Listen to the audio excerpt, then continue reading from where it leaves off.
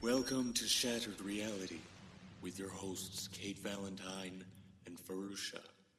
Prepare to have your paradigms shifted and your truths questioned. And now, Shattered Reality. Hello and welcome. This is Kate Valentine welcoming you to the program.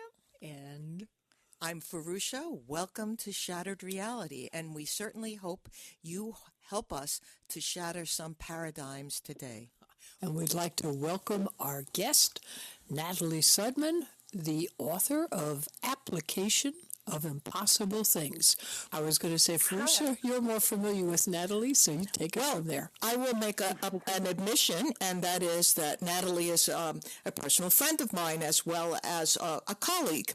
And I came to meet Natalie at a seminar at the Monroe Institute, a seminar called Lifelines, which is a slightly advanced seminar in that you have to have taken one or two other seminars before you're permitted to access Lifelines. So is it just Gateway, or is it Gateway and Guidelines that you have to have gone to?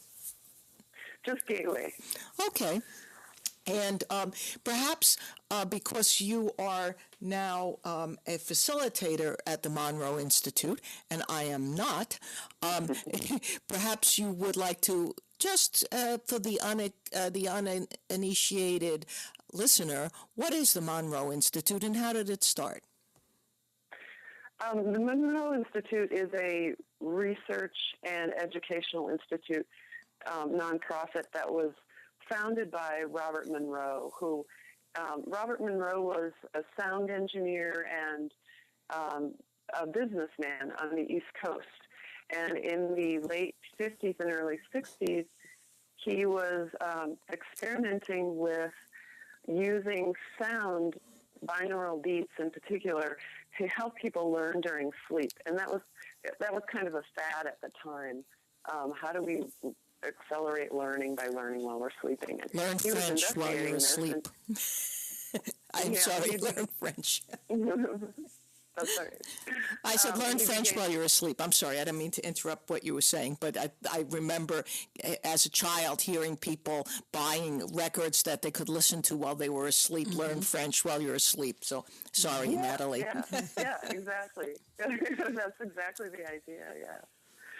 But as he was experimenting on himself with these different sounds, he began to have spontaneous out-of-body experiences. And he thought he was dying. He was very frightened. And so he went to doctors and had every test he could find, and he talked to a couple of psychiatrist friends kind of on the fly. And one of them said, you need to go to an ashram in India because people over there do this all the time. And he thought, well, I'm a big businessman here. I have a lot of investments, and my life is here in the West. And there should be a language for this here in the West. And so he formed the Monroe Institute mainly for research at the beginning into consciousness, states of consciousness. He started to meet a lot of other people who were having these experiences and started doing, set up a lab and started doing experiments. And then he was invited out to California somebody said, come out here and show us what you're doing with this group of people. And some of these people, during the course of this 10-day experience, also had out-of-body experiences. So he started forming these now 7-day programs instead of 10-day programs. But for the public, anybody who wanted to come could come, and that helped fund some of the research. So this institute, I think it was established in the early 70s, so it's been around for quite a while, located in Virginia. Yeah, it is in the foothills of the Blue Ridge Mountains, not too far outside of Charlottesville. So, so that's where we met. That's a good introduction for people who are unaware or have other ideas about what the Monroe Institute might be. But what we're really here to talk about is you, Natalie, and some of your interesting experiences. And one experience which most of us would think of as somewhat traumatic, unpleasant, not something that we were dying to do in order to find out more. I think I'll pass. Dying to do something. Yes. A Freudian slip. But maybe you could talk to us a little bit about, you know, how you got sent over to Iraq. What brought you happened there? to you, and what happened to you, and all that? Yeah, why did you go there? Well, I had been working as an archaeologist for the Bureau of Land Management, and I had been working as an archaeologist for quite a while, and I was now, by this time, I was pretty much administrative, and I didn't like that. I liked Well, when you say for Bureau of Land Management, that would be out west? Yes, I was in Southeast Oregon, yeah. In Oregon? Yeah. For some reason, I would think like Southwest, like Arizona, Santa Fe, all those type of areas. That's where she is now. Okay. But those areas are the most flashy archaeology, but archaeology goes on everywhere. Yeah. So I'm sorry, I know this is a side, but what were you studying in Oregon? I guess the Pacific tribes, or? No. I was a staff archaeologist, so anytime a ground-disturbing activity takes place on public land, an archaeologist has to go out and look at that first and make sure that there's no archaeology. Oh, I see. So, you know, if the ranching sort of section of the BLM was building a fence, I had to go out and walk that fence line. Or if someone was putting in water tanks for some horses or some cattle, I had to go and look at that area, or pipelines or roads, you know. Okay.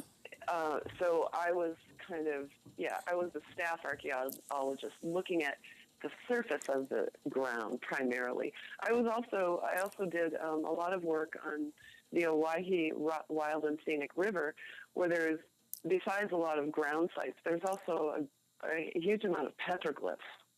So I did do some petroglyph studies and things like that. Interesting. Yeah. Wow. So obviously there's a lot more archaeology in Iraq than Oregon, I guess, huh? Yeah, probably. I didn't get a big chance to investigate that. But so that was your purpose there, to make sure. That was my purpose with the Bureau of Land Management. Okay. But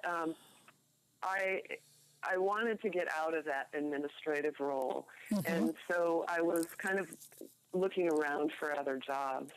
And while I was looking, the Corps of Engineers, the Army Corps of Engineers, put out a call to all federal agencies asking for volunteers to come down and help with Hurricane Katrina cleanup. Oh. So I volunteered for that, and I went down there for about 2.5 months and worked in Louisiana and Mississippi. And during the course of that, I met some people from the Corps of Engineers.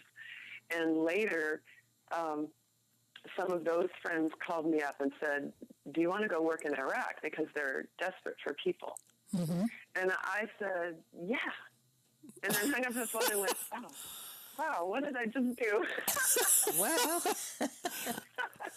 But I thought, that it would be fascinating. It would just be really fascinating to see what's really going on over there and what's it like, to be in that war zone and I don't know, curiosity. Curiosity kills a cat.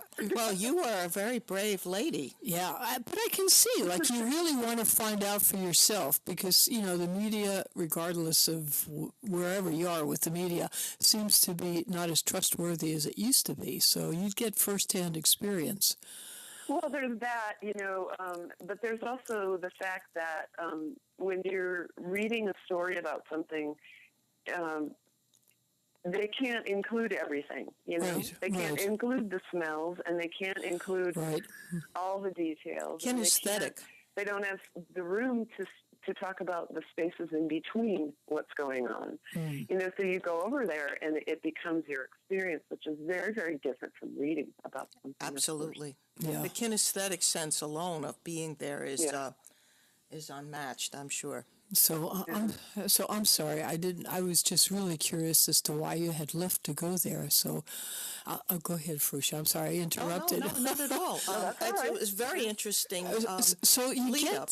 so you get there, and obviously they assign you to stuff.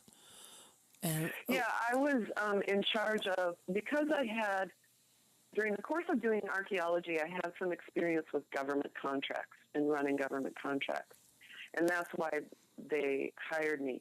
And I was hired to be kind of a project manager, to oversee construction projects. And, babysit them, make sure that everybody was doing things right, take care of some of the money and that kind of thing. And so it was for the reconstruction effort. The reconstruction effort in Iraq.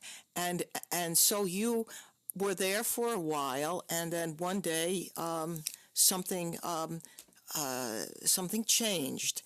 There was a big change in your life, and without giving it away, perhaps you would, without me giving it away, telling your story, perhaps you'd like to tell us a little bit about that day and what happened to you. Sure. I had been in country about 16 months, and I was going outside the wire, as we put it, off base with some colleagues to look at some of those construction sites.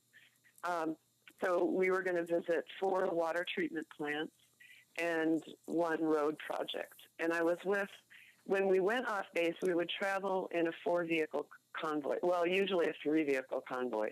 But in this case, I was with 3 colleagues, and they can only have 2 of us in a vehicle. So we had 2 what we called principal vehicles, and then we had a lead vehicle and a gun truck in the back. All of these are up-armored vehicles, and we had a crew of 10 or 12 guards, and we also had an escort of Iraqi police on that day, because that province had been turned over to Iraqi governments. So whenever we went out, we needed to have a presence of theirs with us.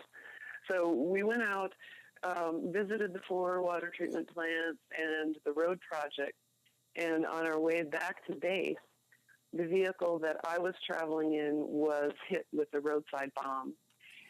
And at the moment of the explosion, or just before, I left my body.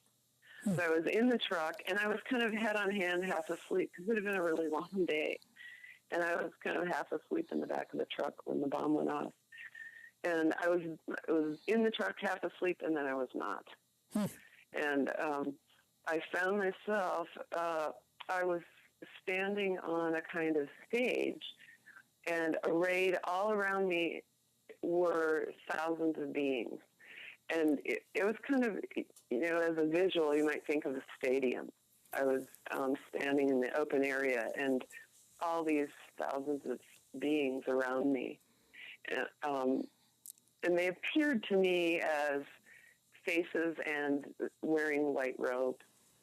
And I was, I won't go into the details about that right now. I guess I'll let you guys lead me where you want me to go. I will kind of just put in a comment here that, I've never been in anywhere near in the situation that you were in, but that I once did a black box session down at Monroe, and as I had mentioned to you before, I found myself in a stadium looking up at the stands, and there were all these people up there, not as many as with you, just, maybe 100 or 200, and they were asking me why the heck was I there, and I wondered at the time after I got out of the box. Well, that was a very weird visual. That was a very weird, unasked for vision, if you will, in an altered state of consciousness. I had no thoughts about doing anything of such thing before, and it so happens that your experience, though it was much richer and much longer than mine, it does somehow confirm my experience that this is something that happens to you when you do leave your body. Well, at least some of us. Yes. I mean, there are infinite possibilities. So maybe some of us are working with a group or a number of groups who kind of look the same or are working in the same way or something. Yeah. Yeah, I've had quite a few people since the book came out. I've had quite a few people say to me, I that's familiar to me. I've been there. Yes. And I thought, oh, cool. So, it's not just my experience, that maybe there's quite a few of us either working with the same group, or maybe there are a number of groups like that. Yes. Who kind of appear that way when we get there. Yeah. Yeah, it does seem that way.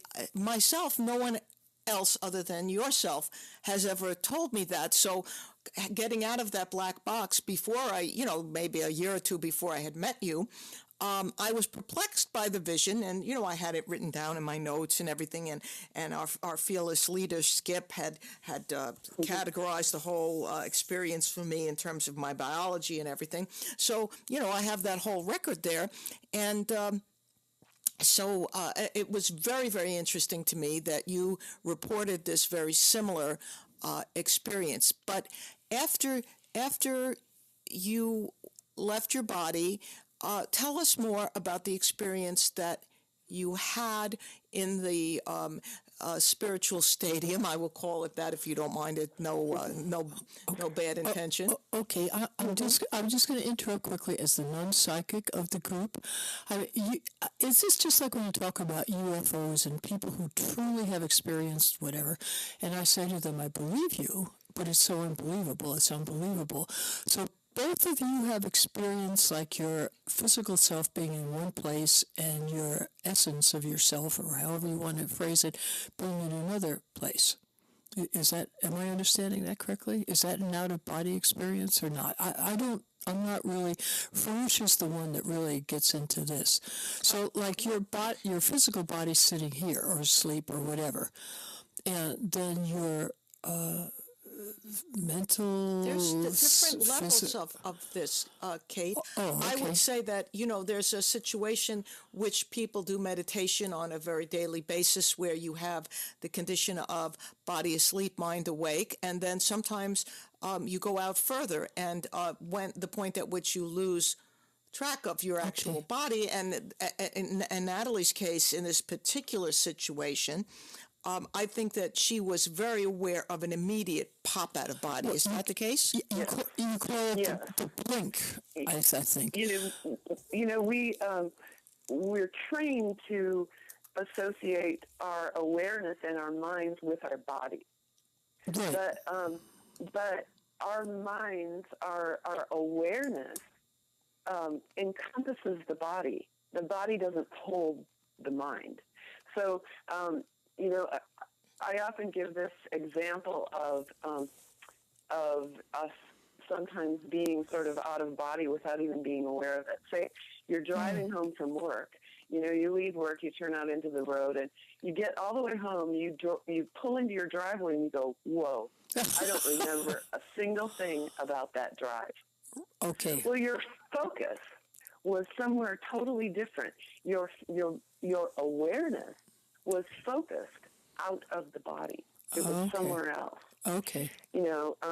Our awareness, they're really the only limits on our awareness and where it can focus and how it can focus is our belief.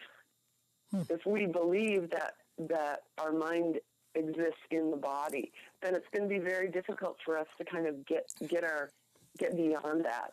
But if we believe that the body is one place that the awareness or the mind or the being that we are experiences through, and that awareness or that being is free to go anywhere, then that really changes our idea of what reality is. Would you say, would you say that the brain is almost like a radio tuner to our 3 or 4D experience? Yeah, it's the processor. It doesn't hold all the information. It's how we process the information, or tune into the information and then bring it through the body. I like the radio tuner. I use that a lot because without really realizing it, we're always changing our radio station. We say our mind wanders. Well, the radio station kind of, the indicator went down the dial a little bit, and then we brought it back to this present moment, talking with somebody or driving or whatever. But we're always kind of moving around, and we can learn to and practice choosing the focus that we want to choose. Yes. So, and that's kind of what the Monroe Institute is about, and a lot of other, the shamanic traditions are doing the same thing. And even prayer and meditation, all these things they're training the mind that you can focus that mind anywhere you want to. And you can, quote, travel outside the body or in between time, or, however you want to put that. Sometimes it seems more real than others. I mean, sometimes it's more palpable than others. And I am getting that your particular experience in the blink or in popping out of your body was very palpable. Yeah, it was very palpable. It's like I took all of my focus instantly with me. Instead of kind of, I'm driving down the road and almost all of my mind is somewhere else, but I'm doing all the right things in my body. And I can kind of, on some level, I'm still kind of aware that I'm in the body. This was different. I took all my awareness out of my body. That's the sense that I had. I was totally elsewhere.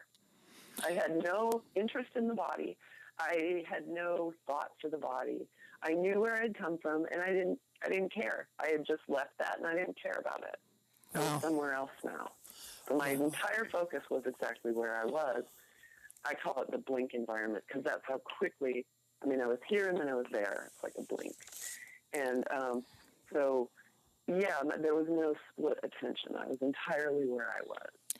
Now what caused you to decide or be pressed to come back?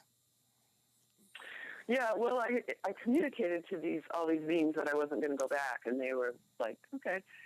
But they said that they communicated to me that my particular skills with some particular energies would be very useful at this time in the physical world, and would I like to come back if I could do this, this, and this.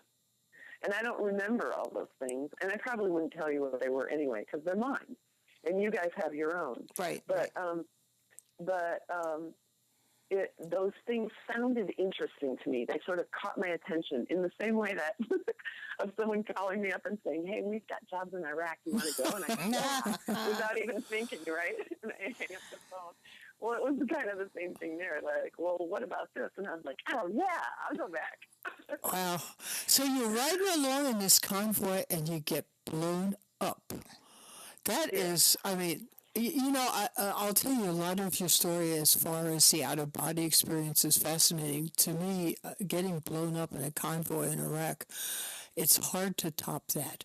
But you manage.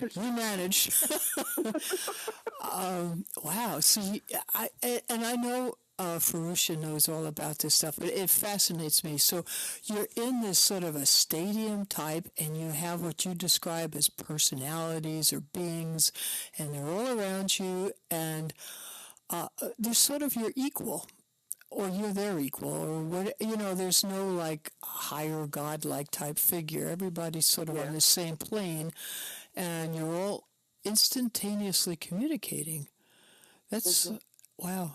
I'm sorry. Go ahead, Fahrusha. This is my first experience, like reading your book, really getting into this, and I found it just fascinating. Well, absolutely. And meeting Natalie was a very fascinating experience for me, and certainly my acquaintance with her is one that I shall never forget, even I think after I leave the 4D environment that we're in. I fully expect to see Natalie floating out there sometime with me. I hope so. That'll be fun. So, I mean, I don't want to shortchange your experience, so I want you to take this kind of where you'd like. What would you like to say next about your experience, either coming back into the body or further details about being out of the body?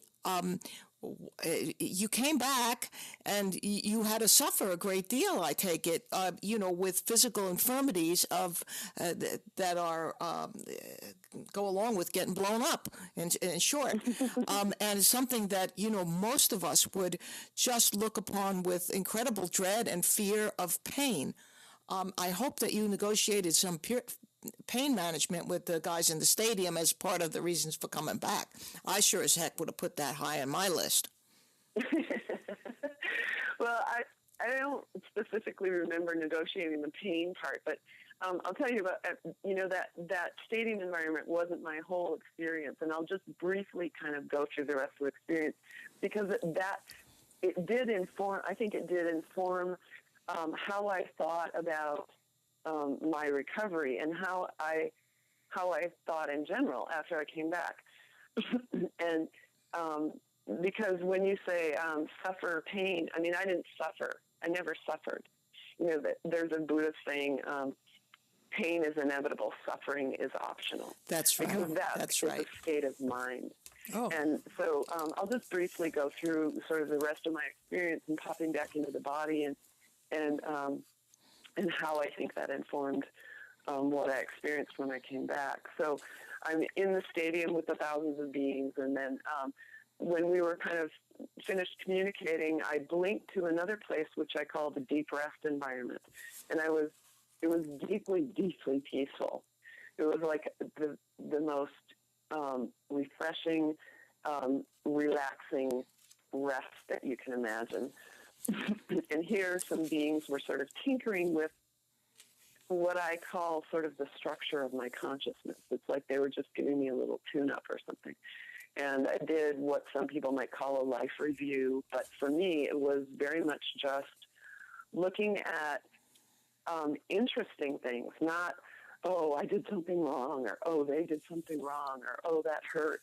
It was more like, where are the interesting intersections? And how can I exploit those? Or, oh, I can do that next time. That, look at what happened there. So it was the interesting things that caught my attention. Sure. And then when I was through there, I blinked again, and I was in what I call the healing environment. I was with one really good friend. I just call them, I guess, beings. I mean, to me, they're like people, right? So it's hard to find a word, but this being that I knew very, very well. We were very old friends. And then another one who seemed to be kind of watching us and learning from us or something. And in this environment, we were up above the truck, the blown up truck down on the desert, and looking down, and we could see into the truck. We could see things as solid, and we could also see the organization that hold the physical forms in their recognizable forms. Mm-hmm. And so we were kind of with our intention, we were playing around with setting my injuries, choosing my injuries. And we were laughing because this was very, very funny to us from that perspective. Oh, should we knock out half her brain and watch her try to negotiate the rest of her life? Yeah. And we thought that was hilarious because we could kind of see this holographic sort of flash of the future and what that would be like. I see. And so, yeah, it was very funny. Well, so getting back to you being in this environment, the third environment, where you are somewhat above the vehicles and deciding upon what injuries you might sustain with another being.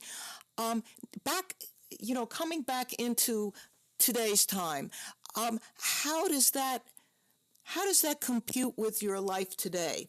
In other words, the natural human instinct is to be somewhat. Now, I try to live in the present, and I try not to do a whole lot of suffering by thinking a whole lot about what is going to happen to me in the future and past pain and so forth like that. So I'm right there with you in the idea that you can't avoid pain, but you can avoid suffering. You know, that kind of, I guess it's a Buddhist idea, basically. But now that you're back in the 4D world a lot of the time, and you're negotiating, driving home in a car and going to California or doing one of the many, many things that you might do, has your perspective shifted back a little bit so that you realize on some level that to a person who hasn't been consciously in that environment, that it could be a very frightening thing for that person? Oh, absolutely. Yeah. I can say, from my experience, I can say we all choose our experiences. And so we crafted this experience. So even if we are uncomfortable or in pain or something, we did that for a reason, for a valuable reason. And the pain and the discomfort may seem like it takes forever here, but once we're out of our bodies, it's understood as just sort of a flash. It's not endless. But yeah, when we're in the body, oh my God, it can be endless. It can be horrible. It can be very, very difficult. But those experiences have value. And because I had my experience and I remember choosing my injuries and I remember why I chose them. So for me, how can you suffer when you know that you chose it? Correct. Deliberately and enjoy? Did that make it easier for you to come back and recuperate? Did that make it? I think it did. I had a couple experiences when I was still in the hospital in Walter Reed Army Medical Center. One in particular, I was lying in bed going, oh, I really want to be able to see out of both eyes. I had an eye injury, and they didn't know at that time whether I'd be able to see out of it or not. So I'm lying in bed late at night and kind of going, oh, I really want to see out of both eyes. I'm an artist. And I was kind of getting a little bit scared and a little bit down. And all of a sudden this thought came into my head. It doesn't matter. It's only for 40 more years.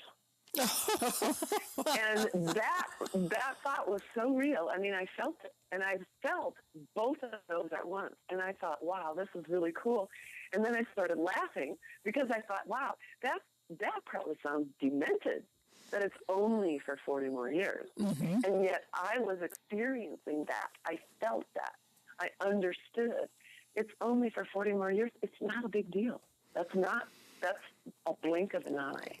And so, yeah, it definitely informed my how I viewed my experience in recuperation. Yeah. So after you were in this space of choosing your injuries and conferring with your friend and colleague, you did come back into your body. Was that the next step? Yeah, I came down. I say down because we were kind of hovering above, and then I was like I blinked and I was within the scene. So the truck was beside me, and the desert. I'm standing on the desert, but it was as if I was between time and space. So nothing was moving. It was sort of one of those Twilight Zone kind of things where you're the only thing moving in the landscape, and I was with a bunch of other beings, and we were talking about things on a much more sort of nuts and bolts level. Now we're right in the physical reality and talking about it from that perspective, knowing that parts of it were going to be uncomfortable and difficult, and just kind of setting some things up for myself from that viewpoint. And then I just popped back into the body, and I audibly heard that pop. Wow. Really? Wow. That's a very interesting. You keep mentioning about the in-between things, and like when they were repairing your body before you came back down, that you were saying that even inside the body itself, there's like a matrix between the cells and the in-between, between the actual, let's say, quanta of whatever molecules are in your body, and in between, which are actually little particles of energy, but in between those little bits of energy, there's still an in between them, and that's where the repairs went on. I found that little particular description very fascinating. Yeah, we think of things as solid, and really all we are is organizations of energy. Well, what's organizing that energy? It's intention. It's holding an intention, and those spaces between, that is energy. And someone might call it the Holy Spirit, or someone might call it the Force, or someone might call it the breath of Source, or something. We have a lot of names for it. The life. But really, I like that. But really, what it is it's the very awareness of being, and it is that intention is what creates form and what holds form in the organizations that we know it as. So on a very practical level, Natalie, on a very practical level, in, the kind of self-help, New Age, whatever you want to call it, philosophies that are practiced, and I do not say those words with any detriment at all, totally without detriment. We often talk of, and I talk with my clients about having an intention in life, choosing something that you are intending and keeping your thoughts positive about that intention and not allowing self-doubt to creep in too often. We can't keep it out entirely, probably, if we're human, but that we focus on the bright side, and that we have the intention and we move towards the intention in a positive manner. Is there anything about that relates to the intention that you're speaking of, or is this just New Age mumbo jumbo? No, it does relate. Our thoughts are energy in motion, or they set energy in motion because they are part of an intention. Our thoughts are real. They shape energy. They are creators. And so when you hold your attention on something positive, you're feeding energy and intention into that positivity. Whereas if you concentrate on something negative, you're feeding energy into that negative thing. And where energy goes, there's more creation going on. So why do you want to create more negativity? But I do take issue with, just focus on the positive. Focus on the positive, right? Because that's too simplistic. What happens is then when something difficult or something apparently negative comes up in someone's mind, then they try to slap it down, or they try to plaster over it, or they argue with themselves. It creates this competition within you, and we're all going to have difficult things, just uncomfortable things, quote, negative things. And if we instead make friends with those, instead, when that negative, quote, thought comes up, you say, hello, I see you. And I'm not going to argue with you, but let's try something different. Let's go this way. Come along with me. And then you're not arguing with yourself. You're not setting up all that tension inside yourself. You've got to be able to make friends with all parts of yourself. Your shadow self. There's value in all of those parts of yourself. And too often it's like, oh, you're so negative. Just think positive. Well, that's not solving it. You know, go ahead and look at those negative, and I say, quote, negative, because, the whole positive and negative thing doesn't even make sense from where I was. Right, but, right. make friends with those negative things, get to know them, because really they're messages from yourself. So listen to those messages and then say, okay, I hear you, and maybe there's a new way to respond to this, or to a new direction to take this, quote, negative energy and bring it with me into this and transform it into something positive. Well, there are like 3 ways I could see that you could go with this. First of all, the one thing that I am struck by in most people is the repetitive thinking. All of us, we have a lot of repetitive thinking, things that go on in our minds over and over again. Yes. And in the case of that particular situation, where it's not a negative thought that is an original thought, a one of kind or a one-off thought, it's that kind of repetitive train of thought that's going through most people's brains and has a component of self-hatred, if you will, or lack of confidence in it. So when you get that sort of thing, I'm talking on a very practical level. Now, I've brought the conversation down from the higher level to a very practical thing. To the application.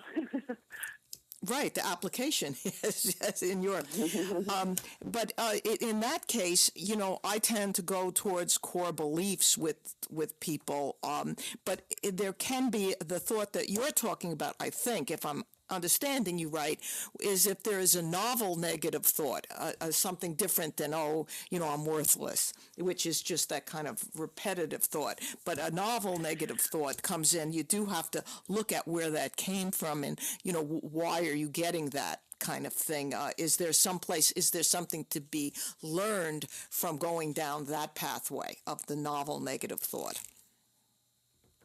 Well, I guess I wouldn't make that distinction between the novel negative thought and the hamster wheel. The hamster wheel thought. Yes. They're all your thoughts, so make friends with them, whether they're a one-off or a hamster wheel thought.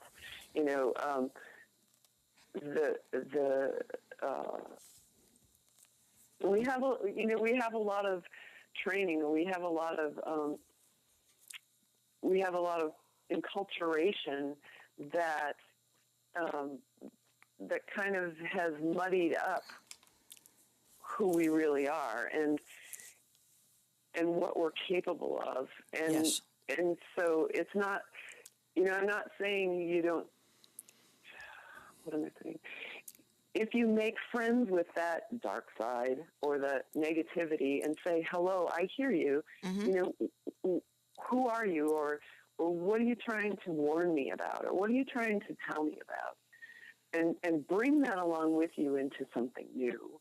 Or say, I see you, now let that part of my mind and my other parts of my mind look at this in a new way and look for the positive in it. Then you're bringing all of yourself along. A lot of that self-hatred and that criticism that we all are trained into and do over and over again, that is, what you're doing is you're arguing with yourself. You're saying, I'm worthless. And then part of you is saying, I'm not worthless. I'm fine. Right. Well, quit arguing with yourself and say, hey, worthless part of yourself, come along with me and let's go find the cool things about me. Accepting yourself in all your glory and all your junk is a very peaceful place. Yes, it when is. You stop arguing with yourself. Yes, it and is. Just say, you know what? All of the things inside me don't match this weird picture I have of perfection, but they're mine. They're all mine, and I like myself. It doesn't mean that you don't try to improve in one way or another either. But you can only make those changes in yourself when you've accepted who you are right now and say, you know what, I'm a little weak in that area, and I'd like to express myself a little bit differently. The enculturation you mentioned there, of course, that does exist, and I think that's where, we go back to core beliefs with people and dealing with, well, you're behaving in this way because your core belief tells you that this is true. Maybe we need to examine that. But Yes. moving on from the very practical application of things and back into your experiences, and I'm going to skip up to our meeting at the Monroe Institute and an experience that we had together at the Monroe Institute when we were doing the Lifelines journey. And we were on, I'll have to say that we were roommates. And inside of the room that we inhabited and we slept in at night was something called a check, which is a bed, a sort of a small bed surrounded. We were sort of like a bed in a cabinet. Is that how you would describe it? And we put on our earphones and we would meditate in this cabinet cot, so to speak, and we'd also sleep there at night. And one day, maybe a day or two into our program, we had a group meditation. All of our group, 18 or 22 people, that's about the common number of people in a program, we all went to meditate in our checks. And it's a guided meditation at the beginning. We're guided into a different level of consciousness. And during that guided meditation, it stops. The guiding stops at a certain point, and you go off and you have your own experience. When I got out of the check after the meditation, who was I standing there looking at? You in the flesh and blood, and I said to you something to the effect of, Natalie, I just saw you in my meditation, and we were in a hall, a giant gymnasium, where we were looking down from above at hundreds of bodies laying on white marble plinths, stands like these plinths of white marble, and they were like these people laying on these plinths, and they were obviously had passed on, and we were seeing them. And to my great surprise, you had seen the same thing. Yes. Yeah, and actually that happens quite often at the Monroe Institute in these programs where everybody is meditating at the same time. And when you work with one group for a few days, you really kind of there develops a group energy too, and some real interesting connections between people. But yeah, it hadn't happened to me before, and so that was really fun and really interesting. Well, it hadn't happened at the Monroe Institute. It happened years ago with a friend of mine. But yeah, and I think a lot of people have had similar experiences, not like necessarily going to a very particular state of consciousness, but I've had quite a few people tell me about dreaming something and then waking up and talking to that other person they saw in the dream, and the other person's like, "Well, I had that same dream last night. How cool was that?" Yeah. Yes, that does happen. Yeah.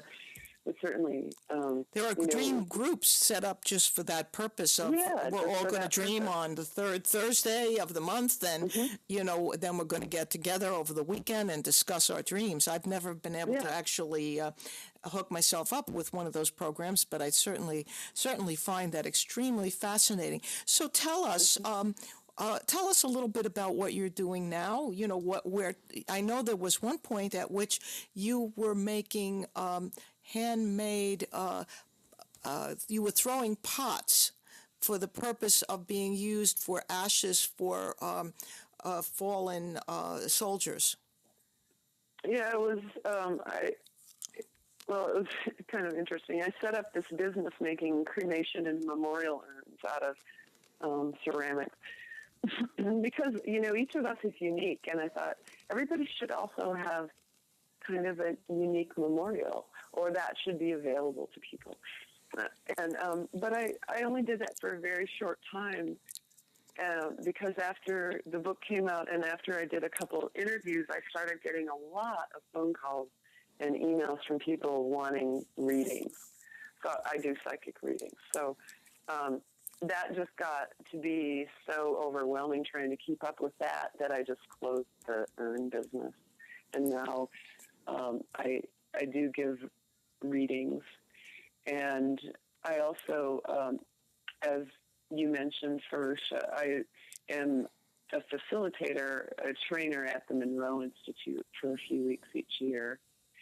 And I'm also working with a couple of colleagues with some sound technologies similar to the Monroe Institute technologies. And we're putting together some new programs. One we are offering at the Monroe Institute called Event Horizon, but we're also working on programs for people with PTSD, TBI, addiction problems, things like that.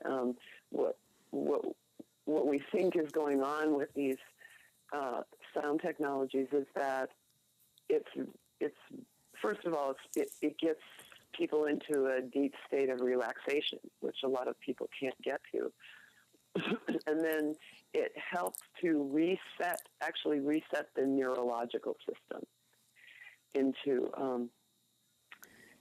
health.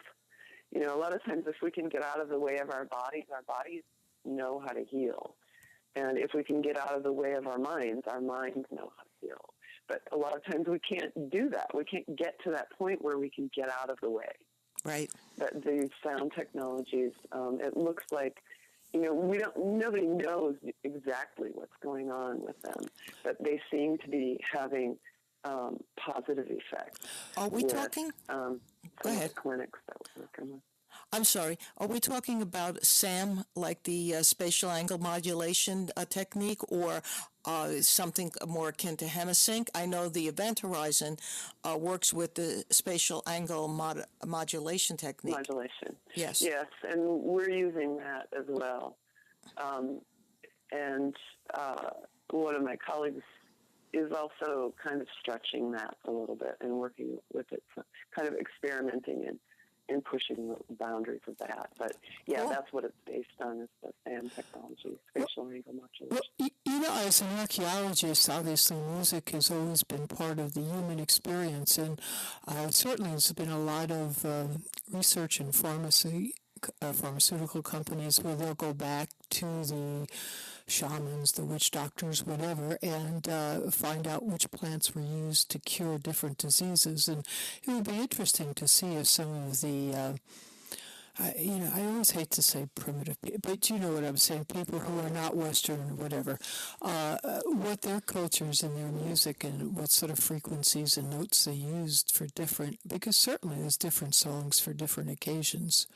I mean, there are with us too. And a friend of mine in high school used to convert, she'd take one frequency of a sound and ally it with the frequency of light. And then when she played a song, it would sort of light up. And it was really sort of a cool idea. I mean, at the time, it was just like a game for her, but I've lost touch. I have absolutely no idea if she ever went any further. But I thought sound is really very, and music has an enormous effect on people. Yes, it's been used for, ever since the dawn of time, the drumming and singing, especially often singing with other people, has helped people reach altered states, whether individually or in groups. There's all kinds of traditions that use sound in both focusing attention and in expanding your consciousness. Yeah, very interesting.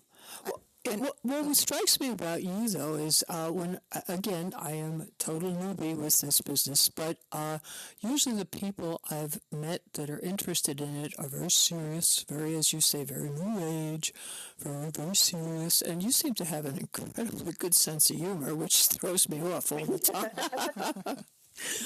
So, I mean, are you allowed to have out-of-body experiences and still have a sense of humor? Is that okay? Well, to me, a sense of humor is key. I mean, if you can't laugh at yourself, you might be taking yourself too seriously. Okay. You know, we have these ideas, actually these cultural ideas, that things that are holy and things that are important require a sort of I lost him. NPR voice. You know, I lost to be him. like this. Yeah.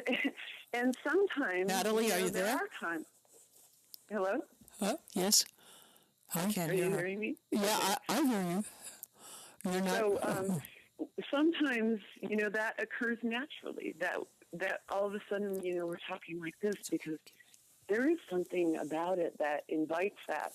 But the universe has a great sense of humor, and everybody that I met outside my body has a great sense of humor. Okay. And and humor is holy. It's very healing, and it really lightens up energy. And you know, so when I find myself taking myself a little bit too seriously, I'm more than willing to find a joke somewhere in there, you know, and kind of laugh at myself. Well, you joke about getting blown up in a conflict. I'm sorry, I keep coming back to that. That is I something laugh that. every time I say it. That's okay, you can laugh. Yeah, well, that's a great. I would have to say that's a great attitude to have in life, to take things not quite so seriously and realize we're here for but a brief moment in time, and we're going to go somewhere else. And you seem to have a better idea of where we're going than most people. Certainly, a more formed idea than I do. You know, although I have experiences, I don't claim to have any idea of exactly where I'm going.